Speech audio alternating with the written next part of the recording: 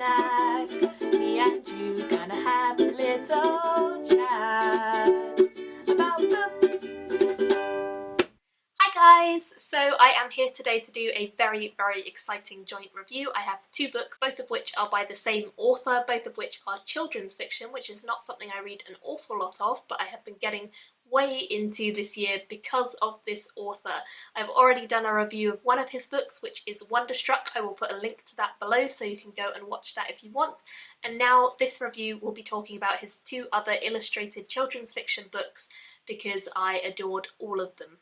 Absolutely adored these books. The first one I have to talk to you about is The Invention of Hugo Cabret. This is by Brian Selznick and I loved it, absolutely loved it. This story is enchanting. It is fun, it is quirky, it focuses on a young boy who lives in a world of clocks. That is the focus of his life. He is the one who goes around the station in Paris and he winds up all of the clocks to make sure that they are ticking over at the right time. He does any repairs that the clocks need. That is his life. He is the clock boy, essentially. He is supposed to work with his uncle doing all the clocks, but his uncle is a drunk. His father died when he was young. He never really knew his mother, and so he's an orphan, essentially, because although his uncle is alive, he is a drunk and we haven't seen him for a while, or Hugo hasn't seen him for a while when the story begins. The enchanting thing about these books that Selznick does is he tells half of the story in images and half of the story in text. As you can see, the images are pencil drawn and he is absolutely exquisite at doing faces. I think he is an incredible artist and I have to say I love these. And then you see the story is interspersed with the imagery and you get pages like this that are just pure story in written format. And more pages like this. Books. So many books. I loved this. I thought that this was sweet. It was set in Paris, which is lovely, and it follows the story of Hugo, who is the boy on the spine, as you can see. This is Hugo.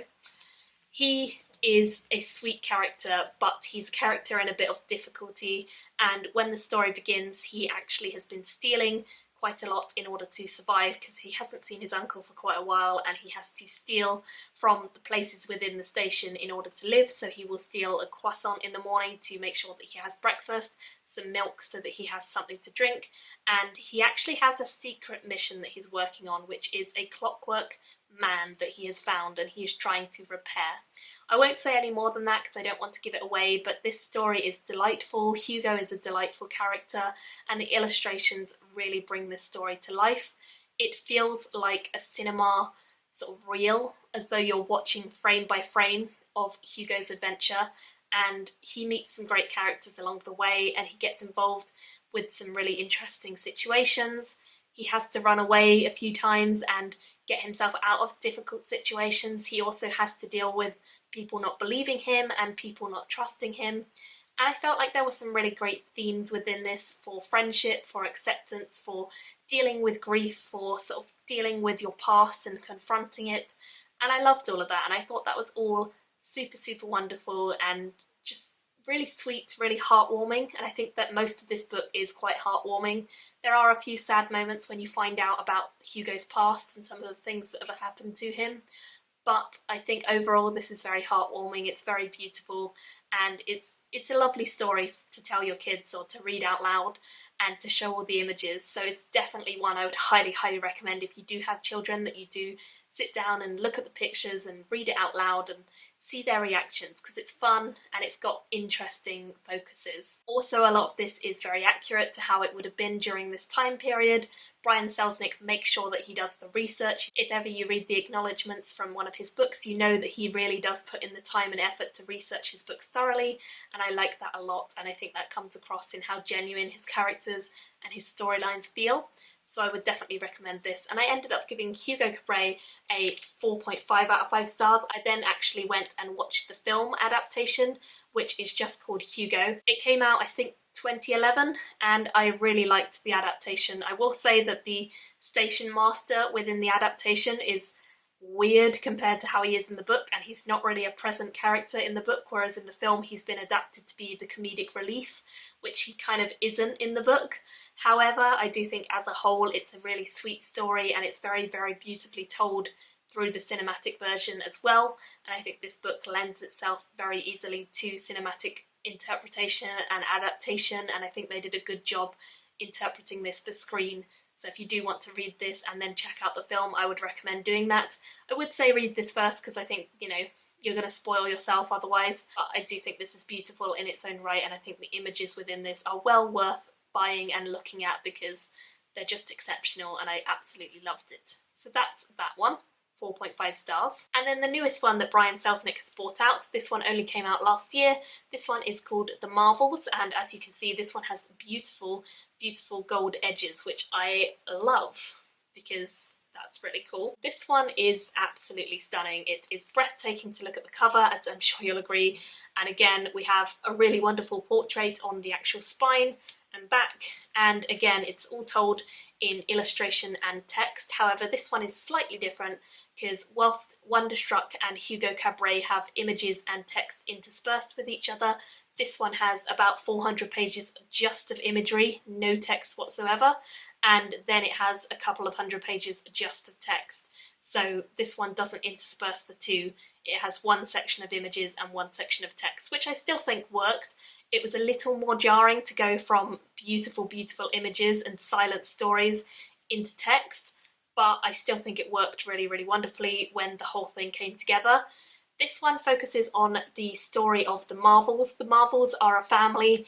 They are a troupe of actors, as you can probably guess, and they get involved in a shipwreck, which initially starts off their career in acting when one of them survives, comes to London, gets involved in acting, and basically starts the story of a generation after generation of family who get involved in theatre.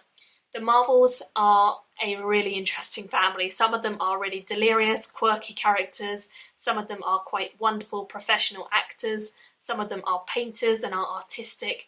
And you follow lots of different generations of the family throughout this. The story begins with a shipwreck where we meet our first main character, who is the first one of the Marvels family, and we see him as he escapes the shipwreck and goes to London. Whilst I say that the first half is all in pictures, we do have some pages like this which are obviously illustrated but have words on them explaining some of the things that are happening, and later on it is entirely text-based, as I say. This basically has two separate storylines. All of the image story is about the Marvels, about the exploits that they get up to, about the craziness of the theatre, about the excitement, the vibrance of the audience, the people who are coming to watch them and see the shows, the props that they get, the characters that they embody, and it's all very exciting and jubilant and crazy, and you're following this whirlwind adventure of them and their family and what they do and how they create this art of acting and stage, and it's all very exciting and really, really intense. The second storyline actually follows a young boy called Joseph who runs away from school.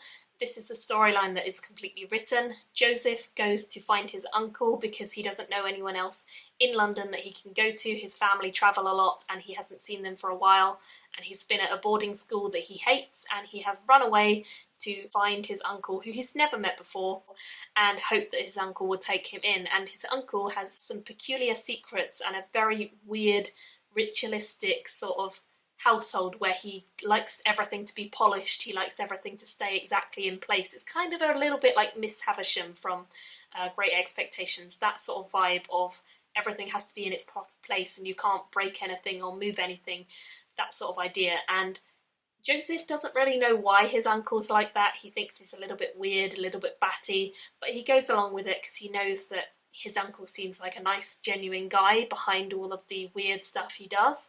And as Joseph gets to know his uncle more, he figures out that there's actually a connection between his uncle and the Marvels, and that is the mystery that you're kind of uncovering with Joseph's storyline. And I have to say, this book made me cry. It really did. It made me emotionally invested to a point where I shed a few tears, and this is the second Selznick book where I've shed a few tears. I didn't in Hugo, but I did in Wonderstruck and this one, and they are my two favourites because both of them emotionally got to me. I loved this. I read all of this in one day. I went out and I bought it as soon as I finished Hugo Cabret because I really knew that I needed the next one by him. Even though they're not linked, I knew that I needed more by him. And I'm so glad that I did because it was utterly fantastic. The story within this just resonated with me. I don't know if it's because it's set in sort of London, but I just felt connected. I felt like it was part of my heritage, even though it isn't. It's made up, it's fictional. There is some basis of truth within this, and I said before that Brian Selznick does his research. He definitely does, and the story within this is based on a real story and has elements of real stories woven in. And if you read the acknowledgements when you get to the end of this, I think it makes this storybook come together so well, and I just loved it. I just loved it, and I thought it was so emotional near the end. There were some really emotional moments, some really sad moments, and some really happy moments, and it was just beautiful. And I loved the character of Joseph, and I loved all of the characters of the Marvels. They made me smile, and it just worked so well as a book overall. So I gave this one a 5 out of 5 stars, and I would highly recommend that if you're going to check out some Selznick, you check them all out, because honestly I've given this one and Wonderstruck 5 stars, and Hugo Cabret 4.5, so a nearly 5-star rating. They're all fantastic. They look fantastic, they have absolutely stunning artwork. Not only that, but they look utterly gorgeous on the bookshelf, as you'll see, and I just think that this series, well, it's not a series, this collection of standalone books that Selznick produces is always top-notch, and he has automatically become an auto-buy author for me now. Whatever else he ends up bringing out in the next couple of years, I will be buying, because I love his illustrations and I love his stories, and I think he just researches them so well and gets the emotion across so well, and is an excellent children's writer in our modern day world. So yeah, I just adore them, and I would love to hear if you guys have read any of his stories, if you would recommend anything else that he's illustrated, because I know he's illustrated a few other things that aren't his own work, so do let me know if there's any of that you guys would recommend. And I would just say go out and buy these and pick them up and read them. They are so worth the money, so worth the time, and so exciting to get through. So I 100% would recommend them both, and I would love to hear your thoughts down below. If you have seen the adaptation of Hugo as well, let me know that, and I will talk to you all soon in another video. Bye! Thank you for watching my video today. Go pick up a book, then come back and chat with